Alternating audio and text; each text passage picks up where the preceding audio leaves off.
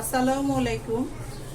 এসো সহজে রান্না শিখির পক্ষ থেকে আমি রেজিয়া আহমেদ সকলকে স্বাগত জানাই। আজকের রেসিপি হলো কচু ঘন্ট। অত্যন্ত মজার এবং সুস্বাদু চিংড়ি মাছ দিয়ে কচু ঘন্ট, এটা সকলেরই পছন্দ। তাই আমি কিভাবে রান্না করি সেটা দেখাবো আজ। চলুন আমরা চিংড়ি মাছ দিয়ে কচু ঘন্ট রান্না করি। এই কচু শাককে আমি প্রথমে ছোট ছোট করে কেটে ভালোভাবে পরিষ্কার করে ধুয়ে নিলাম। এবার পানি দিব। এই মগের হাফ মগ পানি দিয়ে আমি এটাকে সিদ্ধ করব। এখন আমি এটা হাঁড়িতে দিয়ে দিব।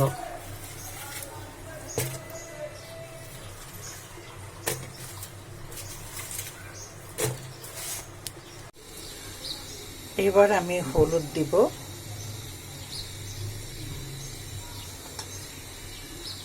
কচু শাকটা সিদ্ধ হয়ে অনেক কমে যাবে বলে অল্প হাফ চামচের মতো লবণ দিয়ে এটাকে সিদ্ধ করতে দিলাম। কিছুক্ষণ এটা সিদ্ধ হোক। এবার এটাকে ঢেকে কিছু সময়ের জন্য সিদ্ধ করছি। কচু চোখরাগুলো পানিতে সিদ্ধ দিতে দিয়েছিলাম। এখন দেখি অনেক খানিকটা পানি বেড়ে গেছে। এই পানিতে কচুটা সিদ্ধ হয়ে যাবে।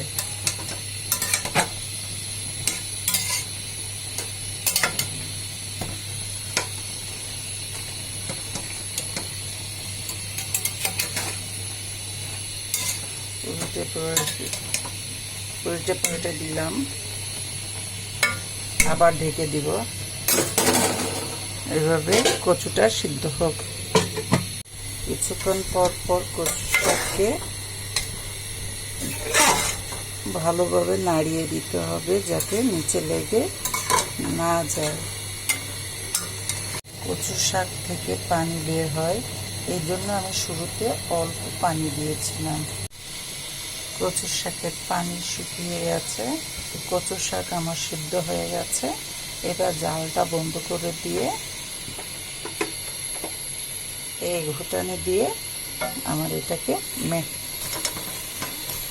মিহি করতে হবে।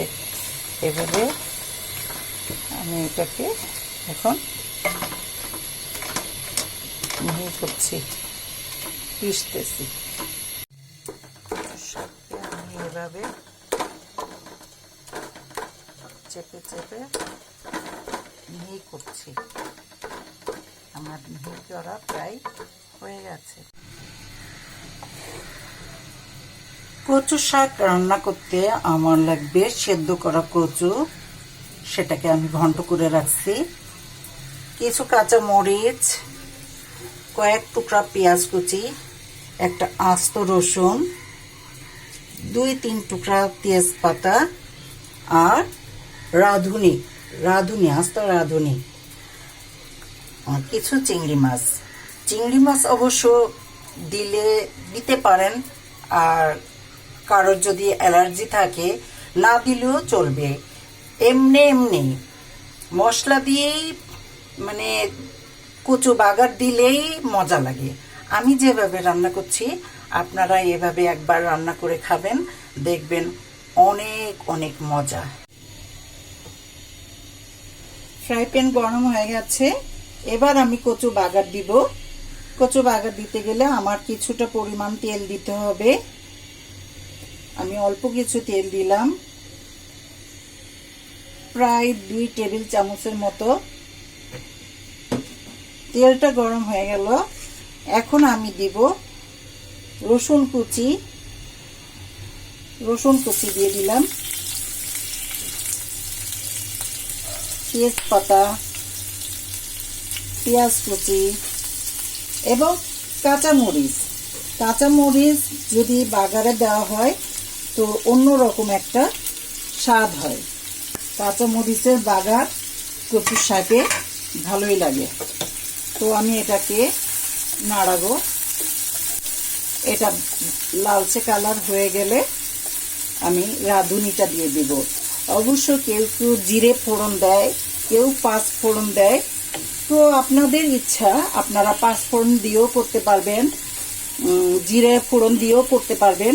কিন্তু আমি সাধারণত রাঁধুনিটা দিয়ে কচু শাক রান্না করতে পছন্দ করি। এটা আমাদের পরিবারের সবাই পছন্দ করে।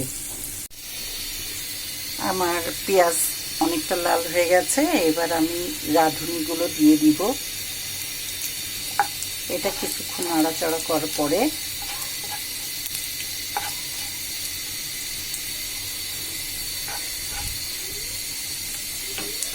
আমি দিয়ে দিব এবার চিংড়ি মাছগুলি।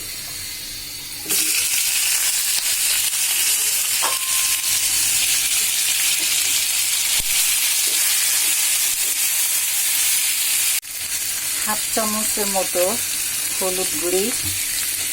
যেহেতু আমি কচু শাকে লবণ দিয়ে সিদ্ধ করেছিলাম, তাই চিংড়ি মাছের জন্য হাফ চামচের মতো লবণ দিয়ে এটাকে কিছুক্ষণ ভাজি করব।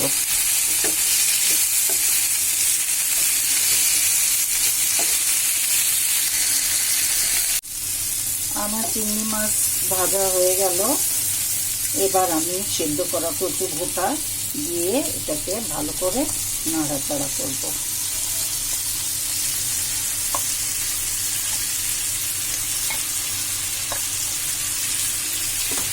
উল্টিয়ে পাল্টিয়ে মশলা সব জায়গাতে মিশিয়ে দিব।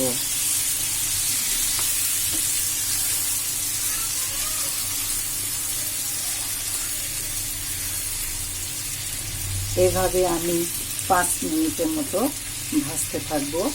দেখতে হবে যে পুড়ে না যায়। আর কিছুক্ষণ পরে, নামানোর কিছুক্ষণ আগে লবণ ছেঁকে নিতে হবে। লবণ যদি কম থাকে তাহলে আমাকে আবার একটু লবণ দিতে হতে পারে।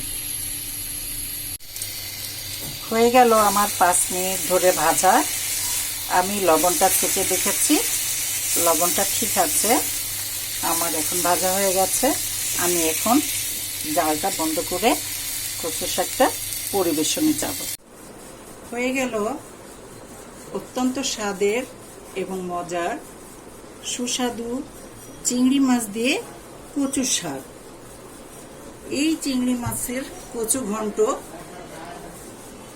আর এক টুকরা লেবু হলেই 1 প্লেট ভাত নিমিষেই শেষ করা যায়। যারা কচু শাক খেতে পছন্দ করেন তারা তো অবশ্যই পছন্দ করবেন, আর যারা পছন্দ করেননি তারাও আমার এই রেসিপিটা দেখার পর তাদের ভালো লাগবে। আর যাদের ভালো লাগছে তারা অবশ্যই কমেন্টে কিছু লিখবেন। এই বলে আমার এখানেই শেষ করছি।